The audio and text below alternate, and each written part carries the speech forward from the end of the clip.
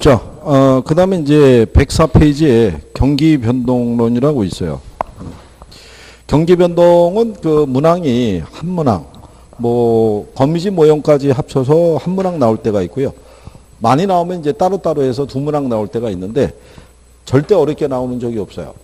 그러니까 경기 변동에서 나오는 문제를 틀린다는 거는 그건 진짜 성격이 이상한 사람인 거야. 그거는. 아니, 그 진짜. 몇 년 전에 저기 합격자 모임 때 이 경기 변동 나온 걸 틀리고 합격한 합격자가 있었어요. 그날 무진장이 혼났다는 거 아니에요. 어? 그거를 틀리고 합격을 한다는 게 말이 되는 소리냐, 뭐 이런 거죠. 그랬더니 착각을 했다는데 착각할 게 따로 있지, 뭐 이래가지고 그랬던 적이 있어요. 그러니까 여러분들 시험에 가면요, 답이 이렇게 투르륵 보이는 애들이 있어요. 걔들을 갖다 쭉 찍고 난 다음에 나머지 애들 이렇게 풀다 보면 40분 금방 가요. 그게. 40분 금방 가고, 그리고 민법 넘어가서 한 50분 정도 해서 쭉 풀어주고, 뭐 이렇게 해야 돼요. 그러니까 여러분들이 모의고사 보시면서 간음을 자꾸 해봐야 돼요. 연습도 해보고. 그래서 이제 실전에서 이제 어떻게 이제 구성이 되느냐. 기출문제집 같은 거 갖고 있잖아요. 기출문제집에서 보면은 그 문제에서 답이 유도할 때 문장을 꼬아서 내거나 이런 건 없어요. 정확하게 그 용어를 알고 있으면 답을 맞출 수 있게끔 주는 거예요. 용어를 모르면 못 푸는 거예요. 그래서 학계론에는 용어가 중요한 거예요. 이거 용어를 외워서는 안 되고 이해를 해야 돼요. 이해를. 그래야지 답을 풀 수 있는 단초가 되는 거예요. 암기 위주로 학계론을 공부하면은 성적이 안 올라가요. 정체가 된다고요. 그 이상이 안 나와요. 그러니까 외우는 걸로 하시면 안 되고 이해하는 쪽으로. 자, 1번에 가면 104페이지 경기 순환을 설명한 것 중에서 틀린 거 이렇게 돼 있어요. 거기 5번에 가면 경기 변동에는요, 순환적 변동뿐만 아니라 추세적, 무작위적, 계절적 변동이 있죠. 그 중에 이제 추세 변동이 장기 변동이죠. 예, 5번 같은 표현은 지문상에서 이제 가끔씩 활용을 해요. 그게. 그 다음에 이제 보시면은, 3번에 이 경기 순환의 측정 지표로 건축량, 가격의 변화, 주택의 거래량, 택지 분양 실적이 있다. 이렇게 돼 있죠. 근데 우리가 지표를 보면요. 중요한 지표로는 건축량이라든가 거래량이 있죠. 얘네들이 주요 지표고 가격 변동은 우리가 보조 지표라고 그랬잖아요. 그래서 이제 통상 지문을 써주면은 부동산 경기는 주택에 대한 건축량이라든가 또는 거래량 등으로 파악할 수 있다. 뭐 이런 정도로만 지문으로 채용을 해줘요. 그러니까 그 정도 보시면 돼 있고 상향, 후퇴, 하향, 회복 시장 국면이 주어져 있죠. 그 일반 경기와 다르게 무슨 시장이 있어요? 안정시장이. 그래서 우리가 회복 시장하고 상향 시장은 매도자고 매수자 중에서 누구 중시해요? 매도자 중시하죠. 과거의 사례 가격은 새로운 거래에 뭐가 된다? 다 하한선이 되죠. 그죠? 후퇴 시장하고 무슨 시장이 있어요? 얘네들은 누구 중시한다? 과거의 사례 가격은 새로운 거래했을 때 뭐 상한선이 되는 거. 근데 요 중에서 요 후퇴 시장의 위치 있죠. 위치. 얘가 이 다음에 온다 그러면 틀리겠죠. 여기 하향 시장이 일반 경기에 어디에 해당이 돼요? 이게 불황이고 이게 일반 경기에 어디에?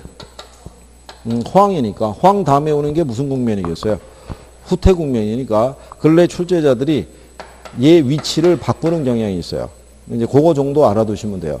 무슨 말인지 아시겠어요? 네, 그래서 1번에 보시면은 부동산 경기는 주로 건축 경기를 말하고요.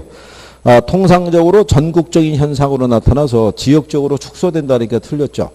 부동산 경기의 특징 중에 하나가 무슨 경기라는 거예요? 지역 경기자 개별 경기라는 거죠. 그렇겠죠? 네, 그래서 1번이 잘못되어 있다. 이렇게 구별하시면 되겠고. 2번에 가시게 되면요. 뒷페이지 넘기셔서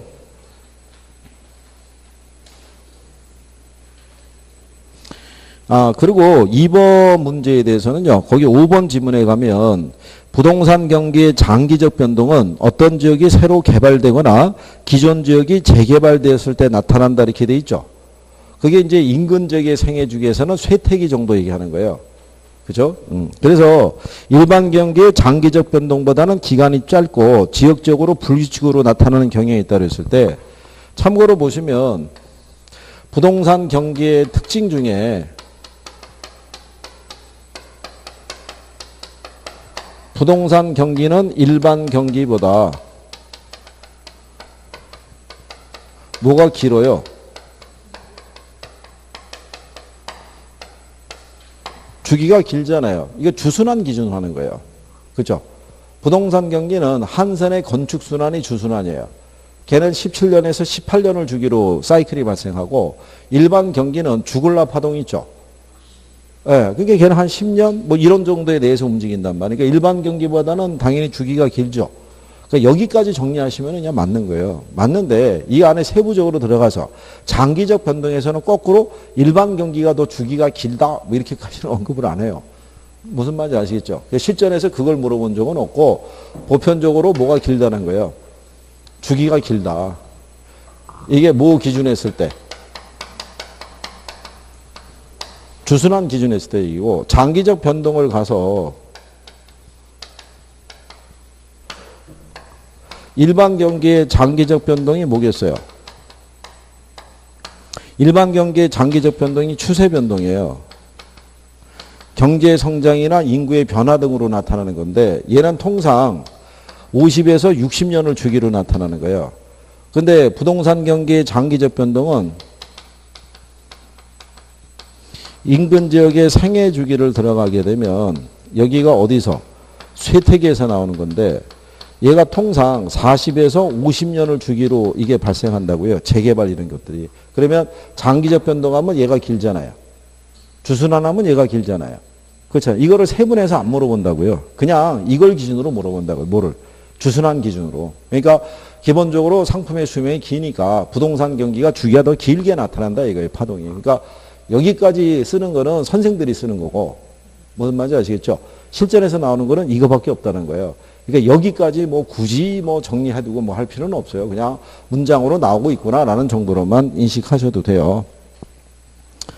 자, 그 다음에 그 3번에 부동산 부분에서도요, 경기 그러면은 무슨 경기가 대표적이라고 그랬냐면 주택 건축 경기가 대표적인 거예요. 그죠? 네, 그래서 그렇게 여러분들이 보시면 되겠고. 그 다음에 2번에 가게 되면 부동산 경기의 순환 국면을 나눌 때 안정시장은 부동산 시장에서 특히 고려되는 시장으로 모든 종류의 부동산이 이런 안정시장을 갖는 건 아니죠. 주로 이제 소형주택이 있죠. 규모가 이제 위치가 좋고 규모가 작은 소형주택 위주로 무슨 시장? 안정시장. 그러니까 여기는 시세 큰 변화폭이 있어요, 없어요? 변화폭이 없죠. 그러니까 과거의 사례 가격은 새로운 거래의 기준 가격이 된다라고 얘기해 주는 거죠. 무슨 얘기인지 아시겠죠? 예, 그래서 그런 요건으로. 근데 요즘은 오전에 인원이 이렇게 나오시나요? 오전에? 요즘은 그 저녁하고 오전하고 이렇게 비교하게 되면 여름이 또 들어가서 그런지 모르겠는데 여기서 하여간 7월달 문제풀이까지 하고 그러니까 남아있는 분들이 끝까지 가는 분들이라고 보시면 되겠죠. 시험장까지. 그렇죠? 그리고 혹시 여기 촬영한 거 보고 있는 학생들 입장에서 곧 원서 접수 기간이니까 원서는 접수해야 될 거 아니에요. 원서는. 그렇죠? 근데 이거 틀린 거예요. 원서 접수자하고 시험 응시자하고는 틀린 거예요. 이게 원서 접수는 한 10만 해도요. 시험장에 나오는 인원은 한 6만 밖에 안 돼요. 그러니까 접수는 자유예요. 접수는. 예? 그래도 어쨌든 사진하고 원서 때 해가지고 학원으로 연락을 해서 어쨌든 뭐 시험은 볼 거 아니에요. 시험은. 예? 그러니까 참. 이거 뭐 얼굴을 보여줘야 뭘 어떻게 말이라도 할 텐데 참 걱정이란 얘기죠. 잘못했어요. 아까 처음에 시작할 때 얘기를 할 걸. 이거 원서 접수 기간이라고 얘기해가지고. 그리고 또 학원 휴가 기간도 있다고 얘기를 해줘야 되는데. 그렇잖아요? 아니, 내동 안 나오다가 학원 휴가 들어갈 때 또 학원에 와갖고 밖에서 막 이러고 있어봐요. 그것도 얼마나 황당할 거예요, 그것도. 그쵸? 그러니까, 이게 학원에 보면 매년에 학원에 기부하러 온 사람들이 있어요. 왜 진짜 필요한 데 가서 기부를 하지. 왜 학원에 와서 그것도 연초에 와가지고 그것도 그걸 백몇십만 원씩이나 기부를 하고 그리고 왜 또 안 나오는 이유가 뭐예요? 내가 저기 딴 데 말이죠. 저녁에 거기 근무자가 없어가지고 우연히 제가 그걸 상담을 해서 그걸 받았어요. 수강을. 받았는데 두 사람인가 그때 몇 사람에서 그 금액도 되게 컸어요. 500 이상으로. 그걸 한 번에 결제를 한 거예요. 연회원으로 하겠다고. 딱 한 번 얼굴 봤어요. 진짜. 딱 한 번. 형제인데.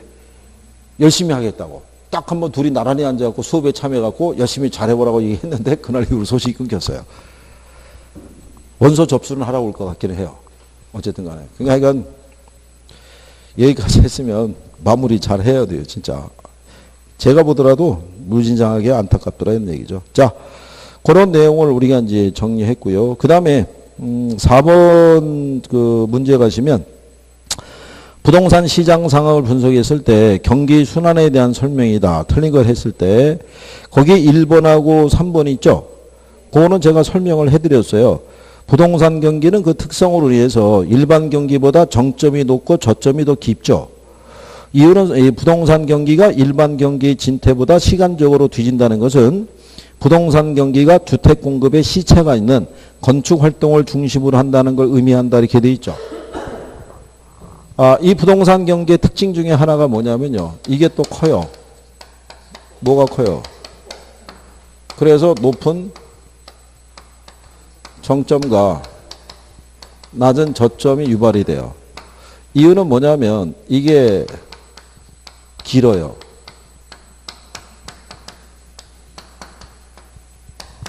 이 타선 기간이 일반 경기에 비해서는 길은 거죠.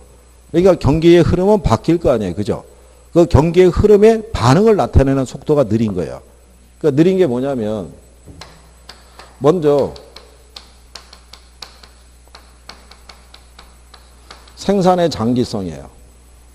자, 만약에 경기가 이제 회복이 되고 수요가 늘어날 거 아니에요. 그리고 뭐가 뒤따라와야 돼요.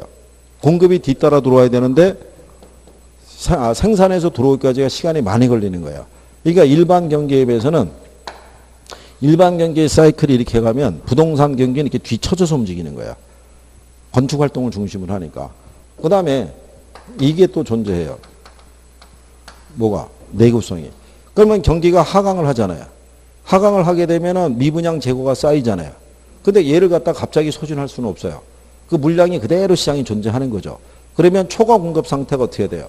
상당히 오랜 기간 지속이 돼요. 수명이 긴 재화니까. 그러니까는 시장에서는 이 경기의 흐름에 부동산 경기는 민감하게 대응을 못해요. 그게 완만하게 변화가 시작이 되기 때문에 타선 기간이 길은 거죠. 그러니까 뭐가 크게 나타나요? 진폭이. 그러니까 초과 수요 상태가 좀 더 크게 확대가 되고 초과 공급 상태가 좀 더 크게 확대될 수 있어요, 없어요?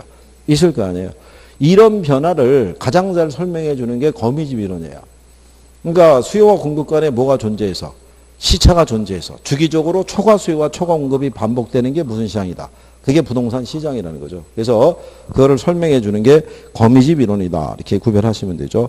그래서 그게 1번하고 3번 지문이 있죠. 그게 묶여 있는 내용이라고 보시면 돼요. 그죠? 같은 논리로.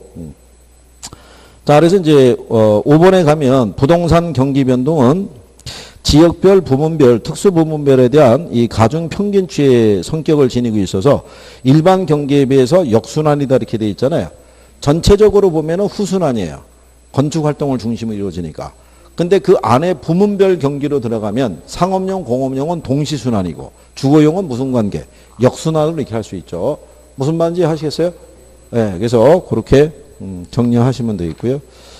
자, 그 다음에 이제 뒷장으로 넘어가시면 그래서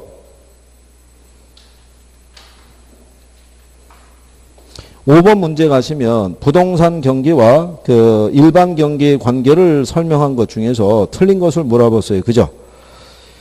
주거용 부동산의 건축 경기는 일반 경기와 반대로 순환이 되고 상업용 부동산 경기와는 동시 순환적 관계에 따랐으니까 틀렸겠죠. 우리가 이제 이렇게 얘기한 거죠. 일반 경기하고 무슨 경기? 예, 이게 이제 전체적으로 봤을 때는요. 이게 후순환적인 양상을 띠는 거죠. 건축 활동을 중심으로 가니까. 근데 이 부동산 경기도 이 안에 가면 부문별 경기가 있잖아요. 이 안에 가면은 상업용 뭐가 있으면, 예, 공업용은 얘하고 무슨 관계? 동시순환적이야.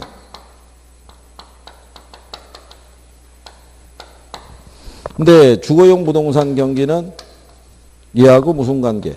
역순환이라는 거죠. 그래서 이제 그러니까 당연히 얘하고의 관계도 무슨 관계? 역순환이 될 수밖에 없죠. 얘하고 같이 움직이잖아요. 그러니까 얘하고의 관계도 무슨 관계? 역순환 움직이겠죠. 무슨 말인지 아시겠나요? 그래서 1번은 그래서 틀렸다. 이렇게 얘기하는 거죠. 그래서 이제 3번의 부동산 경기는 일반 경기에 비해서 주기는 길고 진폭이 더 크고요. 4번에 보면 부동산 경기는 일반 경기의 변동에 대응해서 민감하게 작용하지 못하고 대체로 늦게 뒤따르는 시간차를 보인다고 그랬죠. 그러니까 이게 타선 기간이 길다. 이제 이렇게 표현하는 거죠. 무슨 말인지 아시겠죠? 그래서 이제 그 내용이 그 밑에 6번에 가시면요. 5번 지문에 타선 기간으로 인해서 일반 경기는 회복 국면이라 할지라도 부동산 경기는 하향 시장이 지속되기도 한다. 뭐 이렇게 돼 있죠. 그러니까 반응의 정도가 속도가 느린 거예요. 그래서 건축 활동을 중심으로 이루어지기 때문에 그렇다. 이제 그런 내용 정도 확인하시면 되겠고요. 6번에 대한 내용이 다 이제 지금까지 나온 내용이에요. 주기가 길다, 진폭이 크다, 뭐 이런 것도 있죠. 예, 그런 내용은 이제 되풀이 되고 있으니까 그래서 그렇게 구별을 하시면 되겠고요. 자, 그 다음에 이제 뒤쪽으로 8번 문제로 넘어가시게 되면 우리가 이제 이거 얘기했었죠. 근데 이거 묶어서 얘기한 거니까 다 아실 거예요. 그죠? 회복하고 무슨 시장? 상향 시장은 매도자 매수자 중에서 누구 중시해요? 얘를 중시하죠. 여기는 왜 그러냐면 가격이 올라가는 추세잖아요. 그죠? 그러니까는 당연히 매도자가 시장을 주도하겠죠. 그렇잖아요. 가격이 올라가고 있을 때는 물건이 시장에 잘 나와요, 안 나와요? 안 나오죠. 그러니까는 이때는 매도자가 시장을 주도하고 있는 거죠. 그러니까 뭐만 확보하면 거래가 돼요. 물건만 확보하면 거래가 되는 거예요. 그래서 왜 특정한 시장이 재건축 뭐 이런 게 활성화되어 있고 그랬을 때는 그걸 거래하겠다고 오는 사람들이 있는데 뭐가 없는 거예요? 물건이 없죠. 그러면 사러 온 사람들이 계약금을 갖다가 중개업자에게 막 떠넘기고 가죠. 나오기만 하면 잡아달라고. 근데 거래가 된다 안 된다? 안 되죠. 물량이 안 나오니까. 그러니까 너무 거기가 과열이 돼도 거래가 잘 안 되고요. 거기가 너무 침체가 돼도 역시 거래가 잘 안 돼요. 그게. 그러니까 그리고 과거의 거래 사례 가격은 새로운 거래에 뭐가 된다? 하한선이 된다. 이렇게 보시면 되겠고. 그 다음에 후퇴 시장하고 무슨 시장이 있으면 하향, 여기는 가격이 이제 떨어지는 그 추세니까 여기는 누구를 중시한다는 거예요. 그래서 근데 어쨌든 저 시류를 잘 타는 사람들은 또 돈을 벌어요. 저게. 원래 가격이 떨어질 때는요. 거의 바닥까지 치는 저점을 잘 측정해서 가격이 가장 좋은 물건이지만 그 싸게 나와 있던 물건을 잘 잡는 사람들이 있죠. 아니면 경매 시장을 들어가 가지고 경매에서도 좋은 물건을 잘 낙찰을 받아 갖고 거기에 따른 차익 보는 사람도 있어요, 없어요? 그런 사람도 있죠. 그러니까 이게 보면은 돈이 가서 붙는 사람이 있고 돈이 오는데 저쪽으로 밀어내는 사람도 있고. 그렇죠. 그건 참 방법이 없어요. 그거는. 그래서 그건 참 안타깝지만 뭐 어떡하겠어요. 그죠? 그래서 8번에 가게 되면요. 부동산 경기 순환의 특성에 대한 설명으로 옳은 거를 물어봤을 때 5번에 가면 회복 시장에서는 매수인이 중시되며 그랬으니까 틀렸겠죠. 네, 매수인이 아니라 누가? 매도인이. 예, 그리고 과거의 사례 가격은 새로운 거래의 기준 가격이 되나 뭐가 된다? 하한선이 되겠죠. 그렇죠? 그리고 3번에 가도 상향시장에서도 보면요. 과거의 사례 가격은 새로운 거래에 뭐가 돼야 돼요? 하한선이죠. 하한선. 그래서 1번에 가면 후퇴 시장에서는 가격 상승이 둔화되고 부동산 가격은 보합 상태를 유지하거나 또는 하락하는 형태가 나타나겠죠. 그죠? 초기에는 약간의 보합 상태를 유지하다가 점점 어떻게 돼요? 빠지는 형태가 발생하겠죠. 그래서 그렇게 정리하시면 되겠고. 자, 그래서 이제 거기에 대한 내용까지 뭐 정리하신 거고요. 11번에 가게 되면 거미집 모형에 대한 내용이 나와 있죠. 그러면 이 거미집 모형은 수요와 공급 간에 뭐가 존재하는, 시체가 존재하는 상품의 균형 상태를 설명할 때 가장 유용한 이론이 무슨 이론이다? 거미집 이론이죠. 그래서 이제 거미집 이론에 가게 되면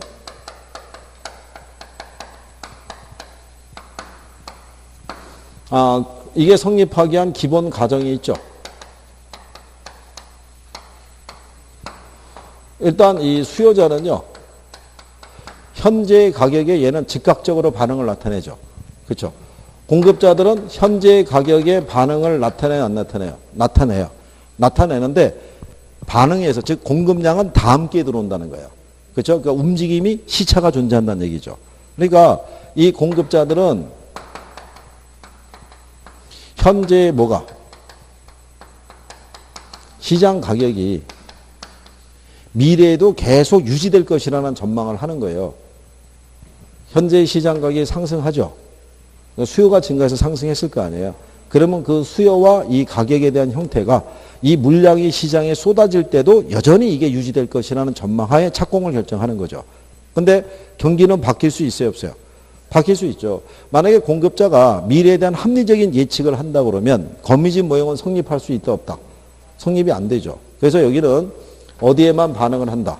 현재 시장 가격에 반응한다는 얘기는 현재 이 가격이 미래에도 계속 유지될 것이라는 가정하에서 움직이기 때문에 이 모형이 성립한다는 얘기예요. 그죠? 그러면 여기서의 균형 조건은 수렴형이 있고 그 다음에 뭐가 있어요? 그 다음에 뭐가 있다? 순환형. 여기 있는 수렴형이 되기 위한 조건은 수요의 가격 탄력성과 뭐가 있을 때 얘가 더 탄력적이 된다는 얘기죠.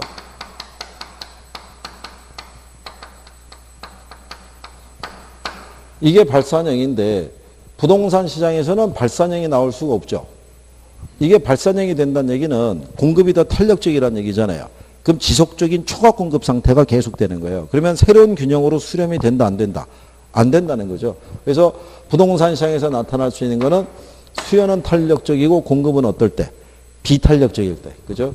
대신에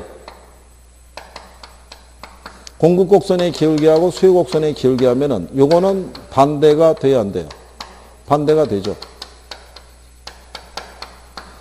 이게 그 시험에는 안 나오는데요.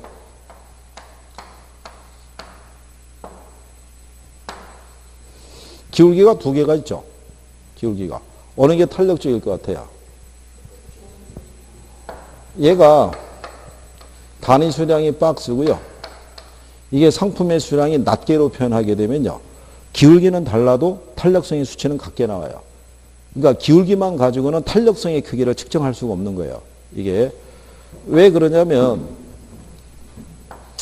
가격이 만약에 10% 변했을 때 얘가 20% 변하죠. 그러면 얘가 탄력성의 수치가 얼마예요? 2잖아요. 근데 탄력성과 기울기가 역수란 말이에요. 그죠? 그러면 얘가 20일 때 얘가 얼마? 10이잖아요. 그죠? 그러면 가격이 10% 변할 때 수요량이 몇 프로 변한 거예요? 20%. 그러면 얘가 얼마 나오겠어요? 마이너스 0.5가 나와요. 근데 얘가 만약에 10%일 때 얘가 5% 변했죠. 그러면 탄력성의 수치는 얼마 나와요? 0.5가 나오잖아요. 이걸 뒤집으면 어떻게 돼요? 이렇게 되잖아요. 그럼 마이너스 얼마? 2가 나온다고요. 기울기의 값은 오히려 비탄력적일 때 커지는 거예요. 탄력적일 때보다. 그러니까는 이걸 가지고는 기울기만 갖고는 탄력성의 크기를 측정이 안 되는 거예요. 그러니까 이거를 뭐로 표현을 해서 백분율로 표현을 해주는 거예요. 가격의 변화에 대한 무슨 변화일로? 수요량의 변화에 대한 크기를 가지고 탄력이다 비탄력이다 해주는 거예요. 기울기 갖고는 구별이 된다 안 된다? 안 된다는 얘기예요. 그래서 여기 보시게 되면 탄력성하고 기울기는 서로 무슨 관계? 역수 관계예요. 근데 이거를 굳이 뭐 정리하거나 하실 필요는 없고요. 여기 있는 요 탄력성하고 기울기하고 기울기의 절대값은 서로 무슨 관계? 역수라는 것만 알면 돼요. 그래서 이 등호가 바뀌는 정도로만 숙지하셔도 되죠. 얘는 역수니까 이게 거꾸로 되겠죠. 얘는 순환이니까 다 어떻게 돼요? 동일하다고 생각하시면 되고. 그래서 거기 그래서 11번에 보시면 거미집 모형에 대한 다음 설명 중에서 틀린 거 있을 때 거미집 모형은 공급의 시차가 존재하는 상품의 주기적인 가격 등락 현상을 설명하는 데 유용하고요. 거미집 모형에서는 금기의 수요는 전기 가격에 의존하나 금기의 공급은 금기 가격에 의존한다는 가정을 한다 그랬으니까 바뀌었겠죠. 금기의 공급량은 전기 가격에 의존하는 거죠. 전기 가격에 반응한 물량이 지금 현재 쏟아진 거죠. 그렇죠? 그래서 그 내용을 그래서 거기 보면 3번에 보면 거미집 모형은 폐쇄 경제를 전제로 하며 공급자들이 합리적인 기대를 하지 않는다는 것을 가정한다고 되어 있죠. 그러니까 합리적인 기대라고 되어 있는데 합리적인 예측을 한다 그러면 거미집 모형이 성립이 된다 안 된다? 안 된다는 얘기죠. 그래서 이 거미집 모형은 주거용보다는 주로 어디서 나타난다? 상업용, 공업용에서. 주거용 부동산은 필수제니까 상대적으로 경기의 호불항에 영향을 좀 덜 받을 거 아니에요. 경기가 좋든 안 좋든 간에 뭐는 사야 돼요. 집은 사야 되니까. 그래서 그 영향을 상대적으로 적게 받는다라고 보시면 돼요. 자, 그 다음에 이제 뒤로 넘어가시면 12번에 그래서 거기 1번에 보면 공급자가 다음 기회 공급량을 결정할 때는 현재 시장 임대료에만 반응한다는 걸 가정하고 있는 거죠. 그러니까 현재 시장 임대료에 반응하는데 공급 물량은 언제 들어온다는 거예요. 다음 기회. 그렇죠? 네. 그래서 4번에 가면 거미집 모형의 안정조건 수렴형은 수요곡선 기울기의 절대값보다 공급곡선의 기울기에 뭐가 절대값이 클 때 나타난다고 얘기를 하고요. 그래서 수렴형은 수요곡선의 탄력성보다 공급곡선의 탄력성이 클 때 나타난다면 틀리겠죠. 반대가 돼야 되죠. 수요는 탄력적이고 공급은 어떨 때? 비탄력적일 때. 그러면 13번에 보시면요. 거미집 이론에 의해서 수요가 증가하면 A 부동산과 B 부동산의 모형 형태는 이렇게 물어본 거죠. 그죠? 그랬을 때 A 부동산의 수요 곡선의 기울기의 절대값에 대한 것이 올 때 여기서는 마이너스 해보를 인식을 안 하셔도 돼요. 그러니까 0.8이 있고 0.7이 있으면 어느 게 커요? 0.8이 크잖아요. 그럼 수요 곡선의 기울기의 값이 큰 애가 어디예요? 발산형이잖아요. 반대니까. 그렇죠? 그러니까 걔는 발산형이라고 보시면 되겠고. 그죠? 그 다음에 두 번째는 수요 곡선의 기울기 값이 뭐보다 커요? 역시 공급 곡선의 기울기 값보다 크죠? 그러니까 둘 다 무슨 형이다? 발산형이다. 라고 이렇게 언급을 해준 거죠. 그래서 이제 그런 내용 정도로 정리를 한 거고요. 근데 기출에서 문제가 나오게 되면요. 답은 뭐 그렇게 어렵지 않게 여러분들에게 주죠. 14번에 보시면 부동산 시장의 경기 변동에 관한 설명으로 틀린 거 그랬을 때 상향시장에서 직전 국면의 거래 사례 가격은 현재점에서 새로운 거래 가격에 상한이 되는 경향이 있다 그랬으니까 틀렸을 거 아니에요. 그러니까 이거 알면 이제 풀수기금 주죠. 그 다음에 이제 뒷장으로 넘어가시게 되면 15번에 계절 변동에 해당하는 사례를 구하라고 해놨잖아요. 그죠? 네, 그는 거기 보시면은 자 매년 12월에 5번 지문에 건축 허가량이 다른 달에 비해서 줄어드는 현상이 반복적으로 나타난다고 해놨잖아요. 매년. 1년을 주기로 나타나니까. 그리고 16번에 가시면 거기 그 3번에 부동산 경기는 일반 경기와 다르게 일정한 주기와 동일한 진폭으로 규칙적 안정적으로 반복되며 순환된다 그랬으니까 틀렸을 거 아니에요. 그러니까 이제 이런 경기 변동은요. 그래서 여기서 나온 거 틀리면 혼난다는 이유가 그거예요. 이걸 틀리기는 어렵다는 얘기죠. 그리고 17번에서도 거미집 모형 물어봤을 때 수의 가격 탄력성이 1.1이잖아요. 1보다 크면 탄력이잖아요. 1보다 작으면 비탄력이잖아요. 그러니까 수요는 탄력이고 공급은 비탄력인 건 수렴형밖에 없죠. 그래서 지금까지 문제 줬을 때 작년 한 해만 빼고는 A는 다 수렴형 준 거예요. A는. B는 발산 아니면 뭐를 주고 순환을 주고 작년만 한번 뒤집은 거죠. 그래서 B는 반대니까는 발산형 이렇게 구별을 하시면 되겠죠. 자, 그래서 거기에 대한 내용까지 정리하신 거고요. 그 다음에 이제 우리는 118페이지에 가면 정책론이 있어요. 이제 거기를 또 정리를 해보시는 거죠.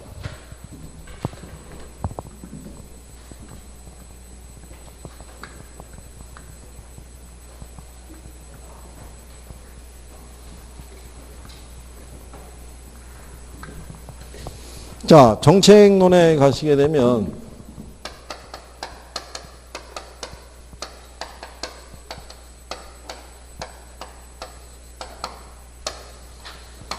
정책론은 목차가 4개라고 그랬어요. 그죠?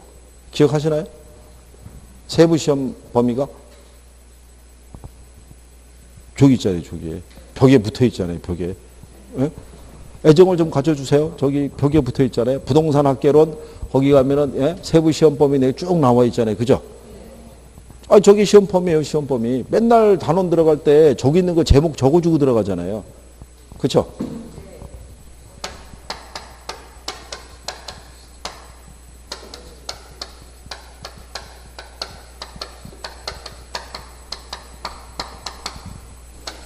거기 가시면은 이렇게 돼 있어요.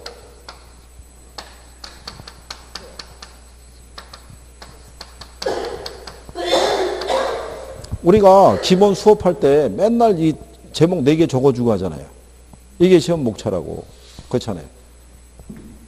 여기서 내는 거예요. 여기서. 여기서는 이거 물어보고, 기능. 그죠? 토지, 그 다음에 뭐, 주택. 그 중에서도 얘는 기본이고요. 주택 정책하고, 그 다음에 무슨 정책?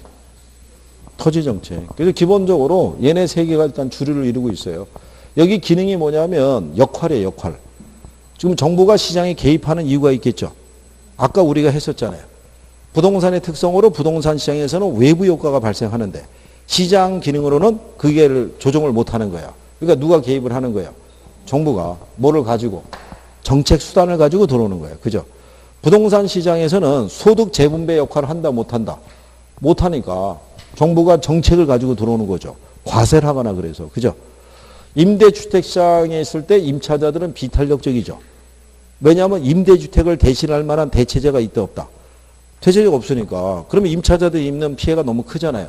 그러니까 정부는 뭐를 공급해 주는 거예요? 공공임대주택을 공급해 줌으로써 임차자들의 수요의 탄력성을 크게 해줘야 되잖아요. 그죠? 그러니까 그런 것들이 정책상에서 나타나는 거죠. 그래서 기본적으로 얘네가 베이스가 돼서 한 3문제. 그리고 새로운 정책이 들어오면 걔네가 또 한 문제. 그렇지 않으면은 이 여러 가지 우리나라의 부동산 정책에 관한 내용이다 그래서 여러 가지 제도를 같이 묶어서 하나 내줄 때도 있어요. 그래서 평균적으로 한 몇 개 나오냐면 한 4개 나온다고 보셔야 돼요. 그리고 새로운 정책이 등장하면 반드시 정리해야 되고. 그래서 지금 혹시 정부가 이제 새로운 임대주택의 명칭을 하나 정하지 않을까 그래서 이제 그거를 보고 있는데 그게 가급적이면 이달 안에 떠야 되는데 워낙 지금 뭐 어디서 저기 푸른 집에서 무슨 문건이 발견되고 뭐가 확 복잡하니까 도대체가 뭘 그걸 할 시간이 없는 것 같아요, 지금. 그러니까 그게 지금 뒤로 밀리는 것 같아요. 그게 좀 나와줘야지 출제를 기획하고 있는 사람이 그것도 반영을 하죠. 알아서 반영해 주거든요. 정권이 바뀌었을 때 새로운 부동산 정책의 어떤 명칭이나 뭐가 있으면 지금 현재는 뭐만 강조하고 있냐면 도시재생만 강조하고 있어요. 도시재생 아시죠? 그게 그 서울이나 이렇게 보게 되면은 낡고 노후화된 주거지역이 있어요. 근데 기존에 그쪽을 철거해서 재개발을 시행을 하게 되면 원래 있던 원주민들은 대부분 쫓겨나는 거예요. 돈이 없으니까. 근데 이번에 이 정부에서 추진하는 도시재생은 원래 있던 원주민들의 피해를 최소화하면서 그 사람들도 혜택이 돌아갈 수 있으면서도 도시를 재생시킬 수 있는 사업을 추진하겠다는 거죠. 그러니까 예산이 어마어마하죠. 한 50조가 투입이 된다는데 그게. 그래서 거기에 관련해 있는 지역에서는 또 지금 또 들썩들썩 거린다는 얘기죠. 그러면 틀림없이 돈 있는 사람들 또 거기 가서 원래 있던 원주민에다가 뭐를 주고 웃돈을 주고 지금 바꾸는 거죠 또. 그러면 자, 그러니까 이게 어디가 개발된다 그러면 현지 사람들이 100% 혜택을 보는 경우는 없어요. 아마 여기 세종시도 개발이 된다 그랬을 때 아마 몇십 프로는 다 외지 사람들이 여기 와서 다 분양받고 그런 게 대부분일 거예요. 그죠? 여기도. 그러니까 뭐 다 그런 거겠죠. 어쨌든 4가지 기억하시는 거예요. 4가지. 그래서 나중에 하면 정책도 순차적으로 나와요. 그러니까 기억을 잘 해주고 여기 기능에서는 우리가 뭐 정리하면 돼요? 저거 시장 실패 원인. 그렇잖아요. 정부가 시장이 들어올 때는 일정한 역할을 하기 위해서 들어오잖아요. 그럼 어떤 역할이냐 이거죠. 시장의 실패를 수정하거나 아니면 어떤 사회적인 목표를 달성해서 들어올 거 아니에요. 그래서 그 타당성에 대해서 물어볼 때가 있고 토지 정책에서 대표적인 게 뭐 있어요? 그러면 여러분 생각해 보세요. 정부가 직접 개입하는 게 있고 간접 개입하는 게 있죠. 직접 개입하는 거는 뭐하고 관련이 따로 있어요? 공 들어가느냐고.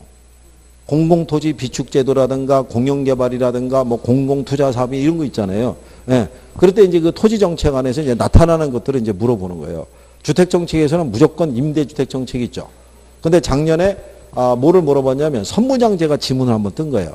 그러니까 이제 선분양과 후분양 등에 대해서도 기본 개념은 알고 들어가는 게 낫다 이거고 조세 정책에서는 조세의 전가와 귀착이 있죠. 예. 그거 정도를 내가 숙지하고 있는지. 그래서 탄소 비례 논리 있죠. 예. 그래서 완비가 들어가면 앞에하고 뒤에가 같다라는 거. 완탄이 들어가면 앞에하고 뒤에가 틀리다는 거. 그 다음에 헨리조지의 토지 단일세 논리 있죠. 예. 그 다음에 주택 공급의 어떤 동결 효과. 용어 몇 개만 정리하셔도 무난하게 여기는 점수 딸 수 있어요. 근데 근래 토지 정책의 특징 중에 하나가 뭐냐면 공법에서 쓰여지는 용어가 들어온다는 거. 예, 이제 그게 이제 하나의 변수라고 생각하시면 되죠. 근데 뭐 여기서 공법 듣고 있죠? 어? 공급 시간에 설마니 또 각 분단 대표로 해서 한 사람씩 앉아 있거나 그런 건 아니겠죠? 예? 제가 우리 공법 선생님 성품을 잘 하는데, 그쵸? 아니, 그런 선비 같은 성품에 또 와서 한 명씩 앉아 있어도 말을 못하고 또 그러고 있을 거 아니에요. 그죠? 그래도 그 양반 되게 예민한 성격이에요. 그죠? 예? 참.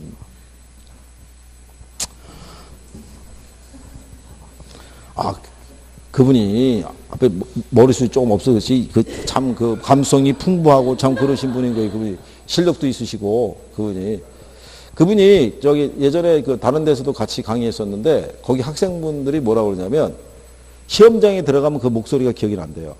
그게 떠오른대요. 희한하게. 그래서 그 양반이 수업 시간에 그 특유의 뭐 이렇게 하는 게 있나 봐요. 예. 근데 그게 거기서 떠오른대요. 그게 결국 뭐냐, 학습 효과잖아요. 계속 들었으니까 그게 떠오르지. 들은 게 없는데 떠오를 게 뭐가 있겠어요. 그죠? 그렇잖아요? 참, 걱정이란 얘기죠. 자, 그 다음에 이제 1번에 가면 부동산학과 관련된 다음 각종 지수와 관련된 설명 중에서 틀린 거 이렇게 물었을 때, 여기는 실상 시험에서 나온 적은 없어요. 나온 적은 없는데 그냥 하나 이제 들어오는 거죠. 그래서 거기 보면 슈바베 지수에 대한 것 있죠. 슈바베 지수는 선진국의 빈곤 척대 측정 지표로 쓰는 게 슈바베 지수예요. 엥겔 지수하고 그때 슈바베 지수하고 비교해서 설명했었죠. 기억하시나요? 엥겔 지수는 후진국의 빈곤 척대 측정 지표로 쓰는 거예요. 엥겔 지수는 전체 생계비 있죠. 이 소득에서 뭐가 차지하는 거예요? 식비가. 그러니까 후진국은 먹는 것이 아직 해결이 안 된 거예요. 그러니까는 빈곤한 계층에게 뭐를 지원해 주는 거예요? 현물로. 쌀이나 라면이나 이런 거 지원해 주는 거고, 슈바베 지수는 전체 생계비 있죠. 여기서 뭐를 지원해 주는 거예요? 주거비. 그러니까 선진국은 먹는 건 해결이 된 거예요. 그렇죠? 그러니까 뭐를 지원해 준다는 거예요? 주거비. 그러니까 슈바베 지수가 이렇게 커진다는 것은요, 내가 월급 받아가지고 월세 내고 나면 남는 게 없다는 얘기예요. 그러면 최소한의 주거 생활도 영위가 안 되니까 정부나 시에서 보조해 줘야 된다 이거고, 그래서 이제 미국이나 이런 애들에서는 이제 바우처 제도 이런 거 운영하고 있다는 얘기죠. 쿠폰으로 주는 거. 그죠? 이제 그런 개념이다. 이렇게 보시면 되겠고. 그 다음에 PIR이라고 그래서요, 주택가격을 연소득으로 나눈 값이 있죠.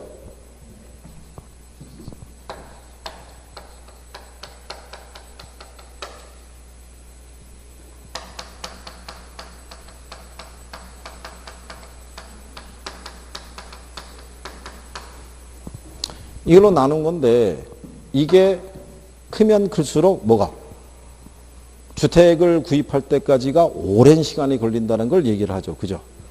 이거 지금 서울시의 평균적인 주택가격이 한 6억 간다는 거 아니에요? 만약에 대기업 신임사원 연봉이 3천이라고 가정해 보세요. 이거 한 20 나오는 거예요.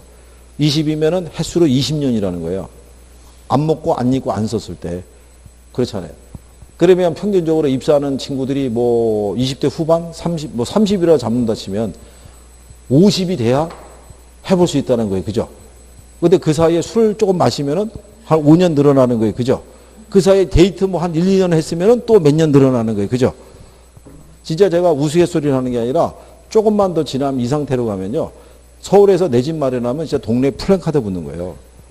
아무개 드디어 서울에 입성하다 뭐 이렇게. 경축 뭐 이렇게 나오는 거예요. 그죠? 여기도 집값이 만만치 않죠?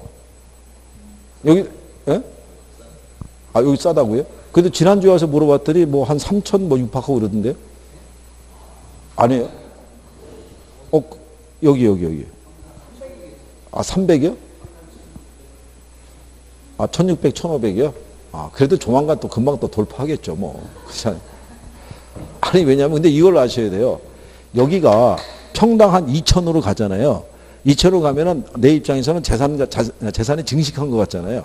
근데 여기서 집 팔고 비슷한 데로 가려면 역시 그 가격이나 그 가격 이상 줘야 돼요. 그러니까 기분만 좋아지는 거예요, 기분만. 이사 가면서 무슨 비용은 부담해야 돼요. 그렇죠. 이사 비용, 중개사 수수료 이런 세금 이건 다 부담해야 되는 거예요. 그러니까 계속 기분만 만끽하면서 올라가는 거고 집이 없는 사람들은 그거를 못 쫓아가는 거예요. 네. 그러니까 결국은 집 사는 일이 점점 더 요원해진다고 보시면 되죠. 그게. 그래서 이제 우리나라에서는 임대주택에 대한 인식이 바뀌어야 돼요. 결론적으로는. 그러니까 서양에서는 임대주택이라는 것이 이제 보편적인 주거수단이라고 해서 다 인식이 되는데 우리나라에서는 임대주택에 거주하면 뭔가 사람을 한층 아래로 내려봐요. 그래서 나름대로 보이지 않는 차별이 있다 없다. 차별이 존재해요. 그러니까 아이들끼리도 그게 나오니까 너 어디 살아? 몇 평 살아? 이게 기준이니까. 그렇잖아요. 그래서 그런 문제가 있다는 얘기. 그런 근본적인 게 바뀌지 않고서는 쉽지 않다는 얘기죠. 그 다음에 로렌스 곡선에 대해서도 그때 얘기했었죠. 로렌스 곡선하고 뭐하고? 진위 계수하고. 이거는 뭐 얘기하는 거냐면 소득 분배 불평등 지수를 측정하는 거죠. 그때 제가 이렇게 얘기했던 거 기억하시나요? 미국이 있고 캐나다가 있으면 1인당 국민소득이 얘네가 57,600 예를 들어서 86불이고 얘네가 57,112불 뭐 이런 순이에요. 그러면 1인당 국민소득을 봤을 때는 별 차이가 없잖아요. 근데 이렇게 벌어가지고 이게 모든 계층이 골고루 저런 소득을 유지하는 게 아니라 계층 간의 소득의 격차가 크게 나타난다는 거죠. 얘네가 그 불평등이 더 심하다는 거죠. 미국 애들이. 그러니까 1인당 국민소득은 57,000불 정도는 유지하고 있지만 모든 사람들의 평균적인 소득이 그런 게 아니라 저만큼을 버는 사람이 있는가 반면에 그거보다 훨씬 못한 소득을 버는 사람이 더 많다는 거죠. 그러니까 우리나라도 계층 간의 불평등 지수는 상당히 어떻게 돼요? 높은데 우리나라는 지난번에 얘기했지만 소득 기준으로 했을 때는 불평등의 정도가 좀 덜하대요. 근데 이거 기준으로는 크대요. 그러니까 이거는 뭐냐면 내 집이 있느냐 없느냐 차이죠. 그 차이라는 거예요. 그러니까 자산 기준으로 했을 때는 소득 분배의 불평등 정도가 우리나라가 심하게 나타났다는 거죠. 그러니까 소득 수준이 비슷하더라도 집 있는 사람과 집이 없는 사람의 차이가 크다는 얘기죠. 집이 없는 사람은 일단 주거비의 부담을 안고 들어갈 거 아니에요. 전세를 올려주든 월세를 부담하고 있든 그렇게 될 거 아니에요. 집 있는 사람은 그런 부담이 있다 없다. 그런 부담이 없다는 얘기죠. 그래서 그런 정도로 측정하는 게 로렌스 곡선하고 바로 뭐를 얘기하는 거예요. 진위 계수 이렇게 얘기하죠. 그래서 거기에 나온 것처럼요. 로렌스 곡선은 대각선에서 멀어질수록 불평등한 분배 상태를 나타내겠죠. 그리고 진위 계수는 로렌스 곡선이 나타나는 소득 분배 상태를 숫자로 나타낸 것으로 그 값이 1에 가까울수록 평등한 분배 상태를 나타난다 그랬으니까 틀렸겠죠. 1에 가까울수록 불평등한 분배죠. 0에서부터 어디까지 존재해요? 1까지 존재할 때. 그죠?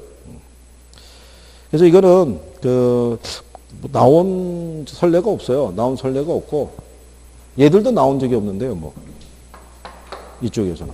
근데 가끔 이제 선생들이 하나씩 놓는 이유는 뭐냐면 소득 분배 취지를 이건 소득 분배 불평등 지수니까 그러니까는 소득을 기준으로 하는 건지 자산을 기준해서 나오는 거면 혹시 모르겠는데 그렇지는 않기 때문에 그게 신경은 안 써도 돼요. 그리고 이제 거기 주택 문제에 관한 부분이다라고 되어 있는데 이것도 이제 이렇게 생각하시면 되죠. 주택 문제가 발생할 때는요. 수요 측면도 있고 무슨 측면도 있어요. 공급 측면의 문제도 있어요. 일단 주택 공급이 부족해서 나타난 문제도 있고요.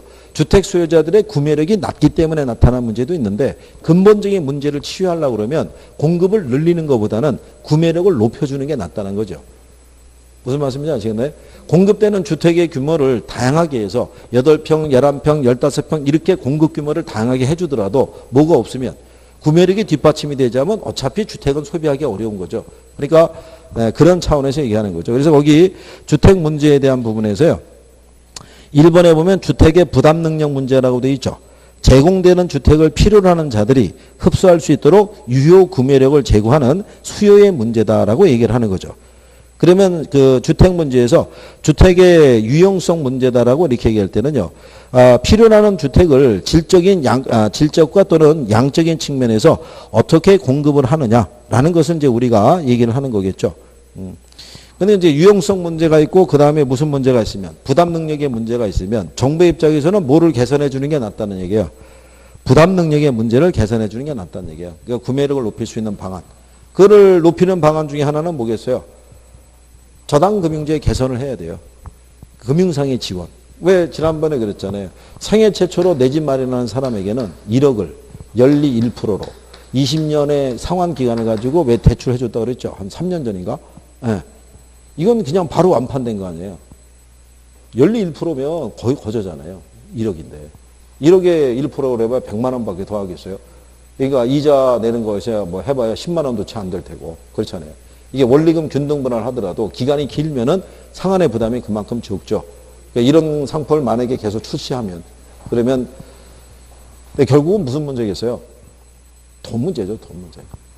그래서 그것만 잘 된다 그러면 뭐 문제가 없겠죠. 그죠? 예. 네.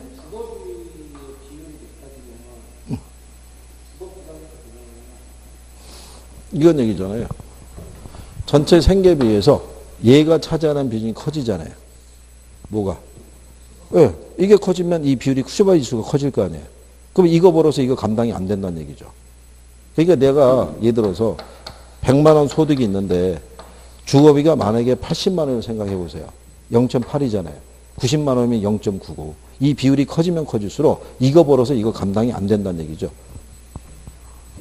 그러니까 그 값이 클수록 주거 부담 능력이 어떻게 된다는 거예요? 낮아진다 이런 얘기죠. 그러면 이제 보조해 줘야 된다는 얘기예요. 왜냐하면 이거 내면은 남는 게 20만 원밖에 없는데 이걸로 먹고 살 수가 없잖아요. 그죠? 그럼 결국 누가 보조해 줘야 돼요?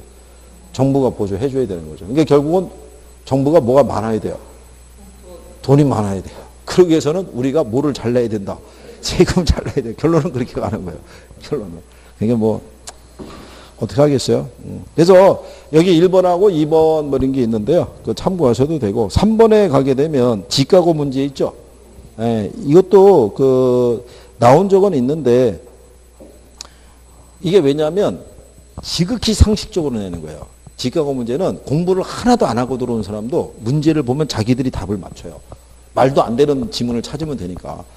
거기 3번 문제도 합리적인 지가 수준을 넘는 지가 상태를 지가고로 한다면 지가고의 폐단이라고 할 수 없는 걸 물어봤잖아요. 그죠? 5번에 가면 부동산 개발회사의 수익성을 높여서 경기 부양에 도움이 된다 이렇게 나오면 누가 봐도라도 말이 안 되는 소리잖아요. 그죠? 땅값이 그렇게 상승했는데 우리가 뭐 개발회사의 수익성을 높이는 걸로 만족하는 게 아니잖아요. 그래서 그냥 그런 내용이다 이렇게 보시면 되겠고요. 뒷장에 넘어가시면 그 1번에 부동산 정책 결정 과정을 나타낸 것 있죠. 예, 그것도 참고하셔도 되고요. 그 다음에 이제 2번에 가면 정부의 시장 기획과 관련된 설명 중에서 틀린 것을 물어봤을 때 우리가 이제 저기 아까 뭐라고 그랬냐면 정책의 의미 기능이라고 그랬잖아요. 기능이라는 게 역할인데 두 가지 역할을 하기 위해서 들어온다고 그랬죠. 하나가 뭐 정치적인 거, 또 하나가 뭐 경제적인 거. 얘는 뭐를 달성하기 위해서? 사회적인 목표. 그래서 사회적인 목표라는 게 형평성일 수도 있고 또는 효율성일 수도 있고 또는 복지성이라든가 민주성, 자유성 또는 선거 공약 등으로 나타나는 거죠. 그래서 정부는 시장에다가 뭐를 유도하기 위해서 소득 재분배를 유도하기 위해서 또는 저소득층에 대한 주거 환경을 뭘 하기 위해서 개선하기 위해서 그래서 무슨 주택을 지어주거나 공공주택을 건설 공급해 주거나 그렇죠? 이런 것들이 다 무슨 목표를 달성하기 위해서 사회적인 목표. 왜냐하면 일정 수준 이하의 주택은 시장기구를 통해서는 공급이 잘 안 되잖아요. 그죠? 그래서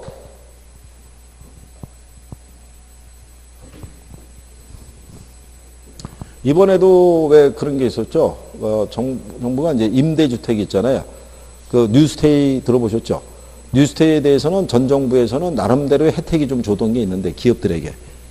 그렇죠? 세제상이나 이런 혜택이 있었는데 이번 정부 들어가면서는 그 규제를 좀 더 강화시키겠다는 거죠.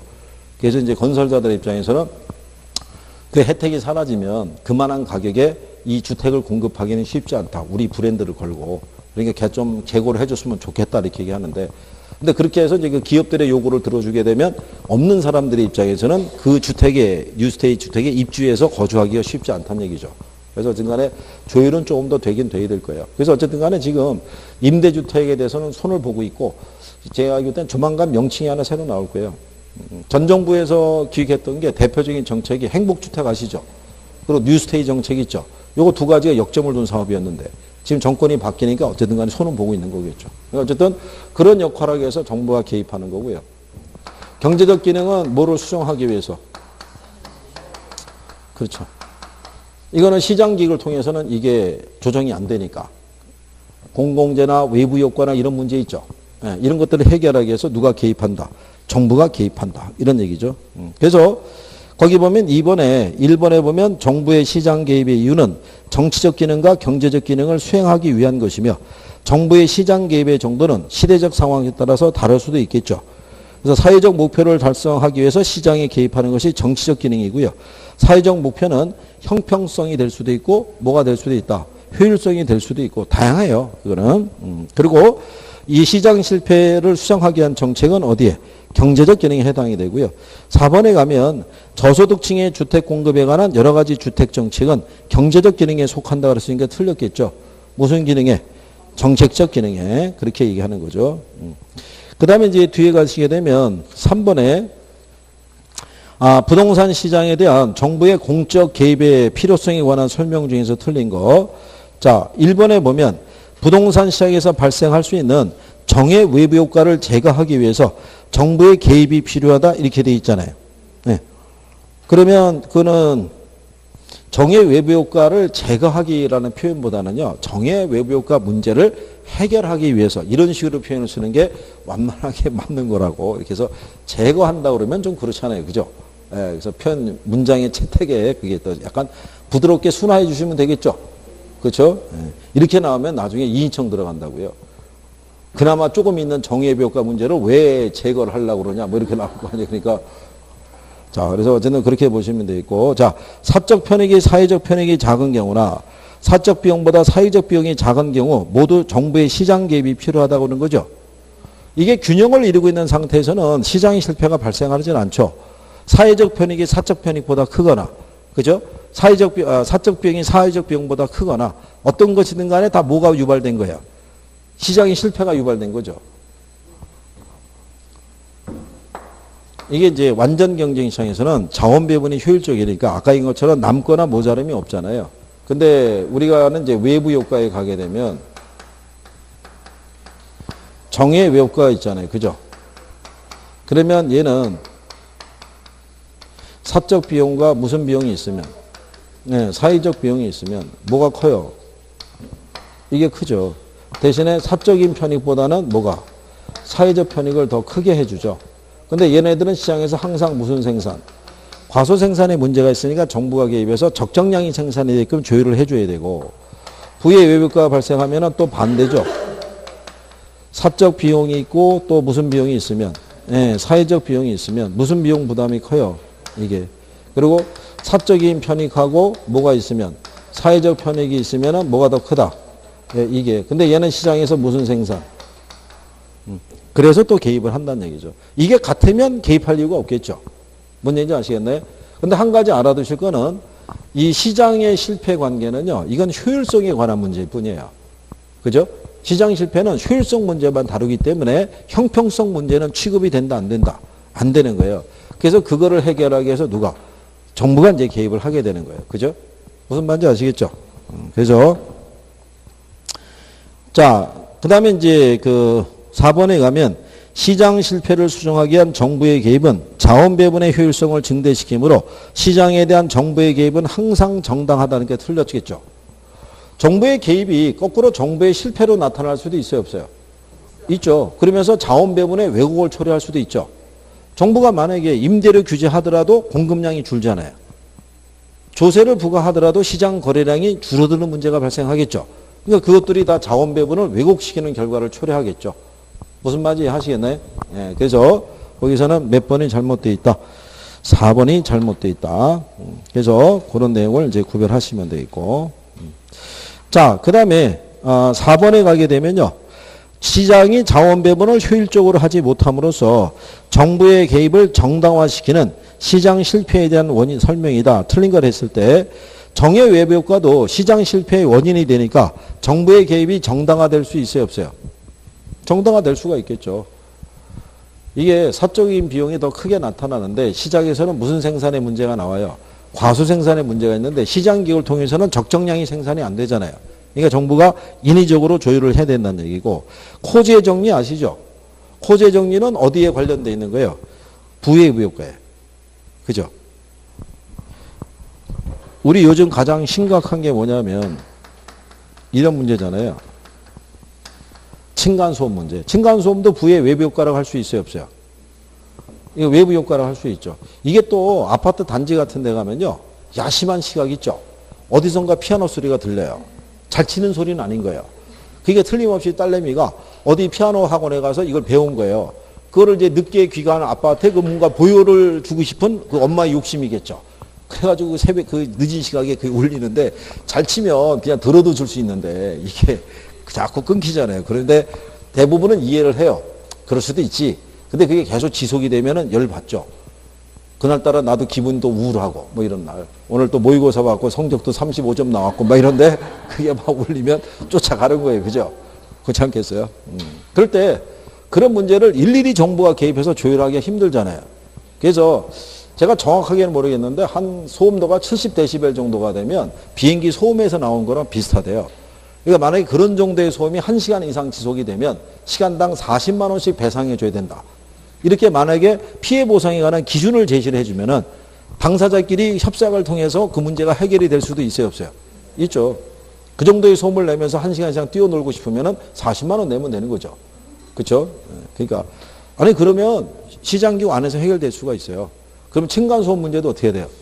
해결이 되죠. 40만 원 들고 협상하는 거죠. 1시간? 오케이. 그래고 콜 그러면 이제 받는 거고 그게 싫으면 못 하는 거고 그런 얘기죠. 자, 그래서 이제 그런 내용이고요. 4번에 보면 규모의 경제는 자원의 효율적 배분을 초래한다는 게 틀렸겠죠. 규모의 경제나 비용 체감 산업이 존재하게 되면 자기의 시장 지배력을 유지하기 위해서 필요 이상으로 과대 생산할 수 있겠죠. 그래서 자원의 효율적 배분을 촉진한다 그랬으니까 틀린 내용이다. 이렇게 보시면 되겠고요. 그래서 여기에 대한 내용까지 푸셨어요. 그래서 잠깐 쉬었다가 문제 풀고 마무리 하시죠. 외부 효과하고 이제 요 뒤에 있는 것들은요, 다음 시간에 오면서 이제 시장 실패 원인을 다시 한번 또 정리하고 또 뒤로 가면 되니까요. 이거 정책론까지는 다 풀어오신 거죠? 네. 아니신가요? 다음 시간에는 투자론에까지는 이렇게 좀 풀어갖고, 그래서 다음 주 수업하고 나면 그 다음 주가 휴가잖아요. 그러니까 거기까지는 좀 풀어오시고 잠깐 쉬었다가 마무리 하시죠.